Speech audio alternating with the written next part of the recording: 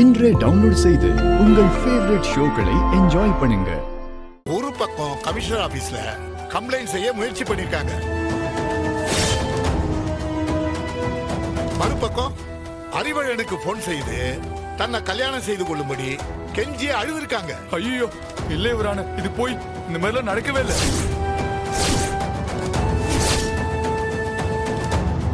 அறிவழகனுக்கு அவங்க போன் செய்த கால்களின் லிஸ்ட் இறந்தவரோட சிடிஆர் லிஸ்ட்ல இருக்கு.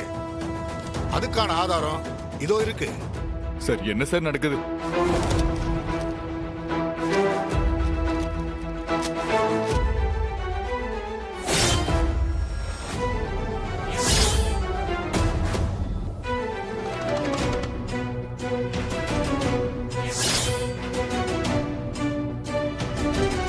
Okay proceed.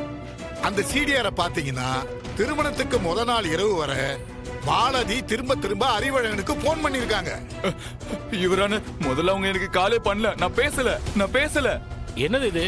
நீங்க 10 நிமிஷம் பேசியிருக்கதா ரெக்கார்ட் சொல்லுது. இவரான சத்தியமா அது எனக்கு எப்படின்னு தெரியல. என்ன நம்புங்க இவரான. ஏன் என்ன இப்படி சிக்க வச்சிருக்காங்கன்னு எனக்கு ஒண்ணுமே புரியல. மாலதி கிட்ட இருந்து வந்த போனை நீங்க அட்டன் பண்ணிருக்கீங்க அறிவழகன். அதுல விடாம நீங்க 10 நிமிஷம் பேசிருக்கீங்க. நீங்க இல்லைன்னு சொன்னா அதை யார் நம்புவாங்க?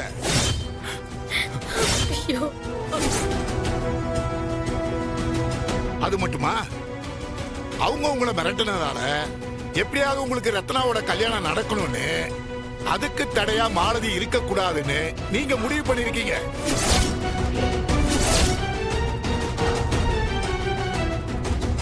அதனாலதான் அதிகாலையில மாலதியை ஒரு இடத்துக்கு வரவழைச்சு கொலை பண்ணிருக்கீங்க இல்லையா? ஐயோ இல்ல இவரான, சத்தியமான கொலைலாம் பண்ணல.